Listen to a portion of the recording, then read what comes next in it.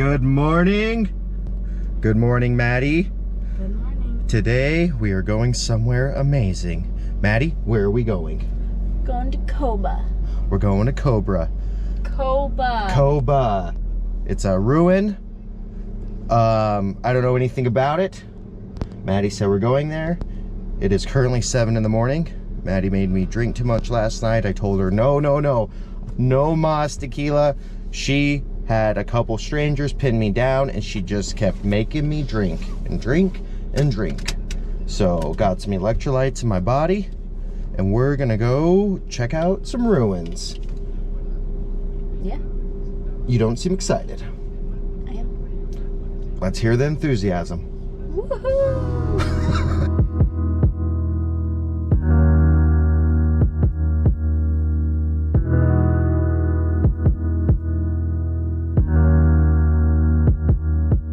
Big cooler of Coronas on his bike.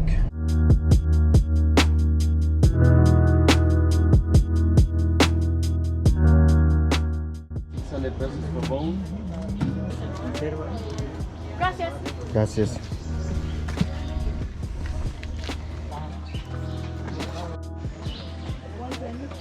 So it's about $6 US to rent 2 bikes up to the other ruins. So I think we're gonna go for a little bike ride.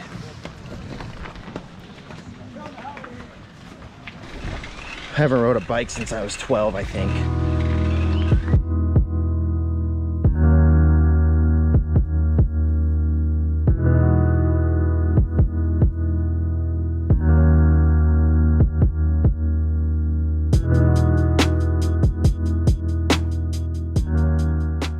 Put your head. This is amazing. So we're here at Coba. Coba used to be one of the largest ancient Mayan towns. They ruled from 300 BC all the way to 1000 AD when Chichen Itza started to overpower them. Around 300 AD, Coba conquered Yucatán, and that was one of the largest towns. They conquered it, and then they created these road systems called sacbis, and they were like white limestone creations, and that's how they walked from all of the different towns, and they carried goods. Created the largest sacbi, 62 miles long. Coba was able to be one of the most prosperous and big towns because they have 2 huge lagoons that are right near the city.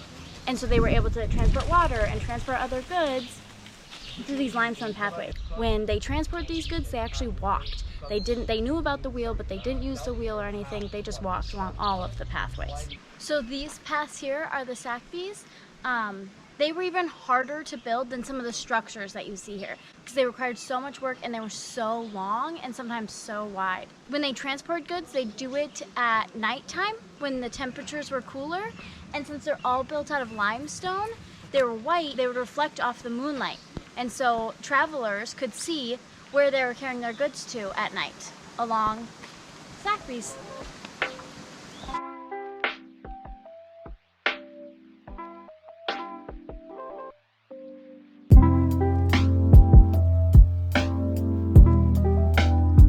So behind me I have a stele. They were large stone blocks that they would then paint and carve into women, and they believe that women actually ruled Coba because there's so many of these steles that they are all depicting women on them. It's kind of hard to see, but you can kind of see the structure of a woman on it. I don't know if you'll see it. See it, but that's okay. And if I can't see it, you definitely can't see it because I have 20/20 vision. Coba had the highest power in between 600 and 900 AD. During this time, Coba had 50,000 inhabitants living here. Can you imagine a town of 50,000 people all now here in the jungle? I'm pretty sure this was probably somebody's house or room or something.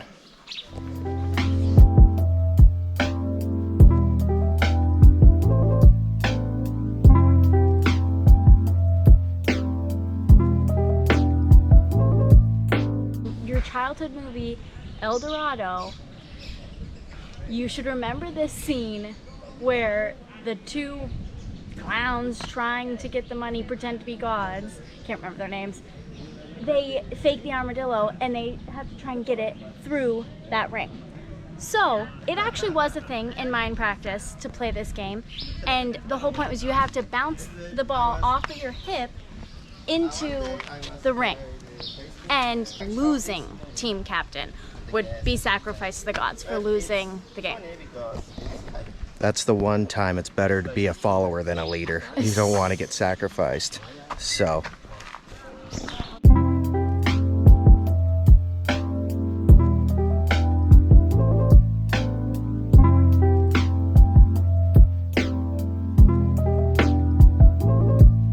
Look at this one. And so that is a god, looks like sacrificing the captain. That one's broken. And they'd walk up these stairs. It'd be like their bleachers so they could watch the game. To create these structures, they used materials like sandstone, limestone. They even made a cement mixture by burning the limestone. Pretty cool. Coba means water stirred by the wind. It was a very windy area and there was a bunch of water, and that's how Coba got the name. And Coba is the only ancient Mayan ruin that still has the exact same name as it did way back when. And we know that through all the hieroglyphs, we can see that the name was still Coba back then and still is Coba now today. No, it's hard to see, but there's a carved person. You can see the headdress right there. That is amazing. That's huge for size comparison. And I'm 5'2", so I'm short. That's huge. But this is huge. There's another one over here.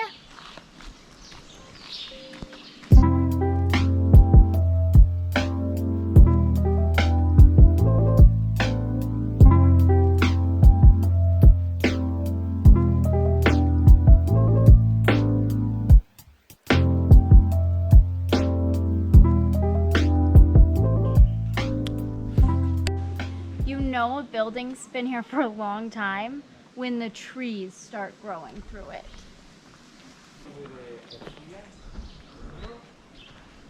So the building here behind us is interesting to Coba because it's a pyramid and it's rounded on the edges. It's called Exabi? I don't know, pronouncing probably everything here wrong. But it stood as a watchtower because it was at the intersection of 4 cross points of the Sakebis. And so from here, they could see if there's any intruders or what people are doing and passing by. Pretty cool. Yeah. So all of the Sakbis, they all run towards the main pyramid of Nohak Mul, all leading to that, because that pyramid was the center of the city of Coba. This structure reminds me of the movie Apocalypto, if anybody's seen it, when they're sacrificing people and throwing their heads down it. It's so cool. You used to be able to walk up this, I guess, but with COVID, they blocked everything off, so, but it's pretty amazing. Breaks my heart because I really wanted to climb this today, but oh well. Now Nohak Mul is 137 feet tall. It's got roughly around 120 steps. To give you a reference, Chichen Itza only has 91 steps. It gets its name from Nohak, meaning tall in Mayan, and Mul, meaning mount. It is the tallest pyramid in all of Mexico, and it's the tallest area of Coba. As you can see from my sweat stain, it's 1,000,000 degrees out here, so we highly recommend getting here as soon as they open at 9 a.m. 1, you beat the crowds, but 2, it is so hot here. We got here at like 9:20 and it still is blazing. Like I couldn't imagine what it's like in the afternoon, and I don't want to know.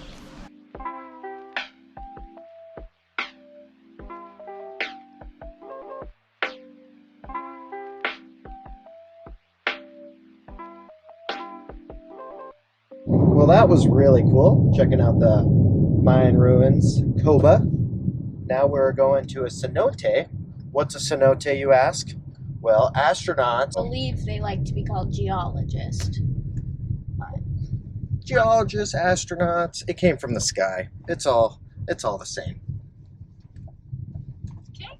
Speculate that cenotes were created when the meteor shower took out the dinosaurs, causing holes in the ground. So then when the rainfall happened, it filled up these holes in the ground, causing freshwater pools. So we're gonna go snorkel and swim through these freshwater pools that are in caves pretty much. This is gonna be awesome. Okay, this is our first cenote that Pat and I have ever been to, and it's in a cave. Let's check it out. They say this cave has 1,000 mysteries and 100 secrets. Or is it 1,000 secrets and 100 mysteries? That, my friends, is just one of the mysteries. Ooh, this is steep. I wonder how many people have fallen and eat shit and then they didn't get a swim because they broke their butt. This is eerie. Whoa. Oh, we're actually gonna swim in that? Yeah. Looks scary. I made it. Yeah. You did a very good job. Your architecture is amazing.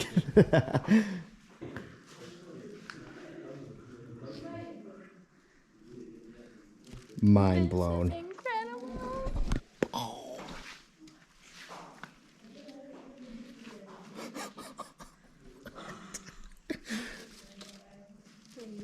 There's literally 6 people here in this whole cave in the middle of Mexico. Cenote Chuha. Cenote Chuha. It's like 15 minutes from Coba. Bless you. Haha. Here we go, baby. Whoa, that's deep.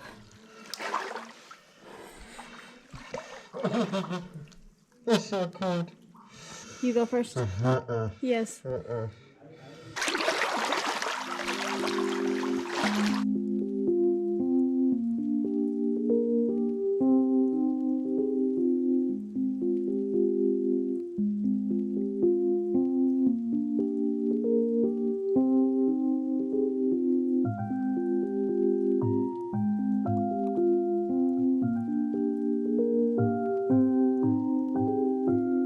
Can you imagine living thousands and thousands of years ago and wandering upon this cave and coming down here and there's just water? Like, I love putting my mind into aspects like that.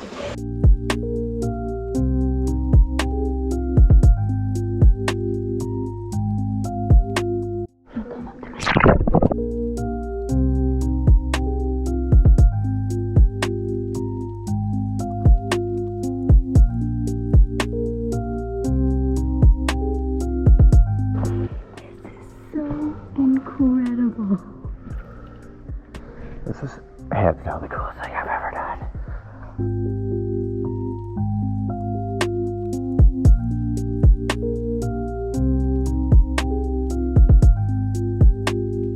Wow. I have no other words. Like, we knew cenotes were gonna be cool, but this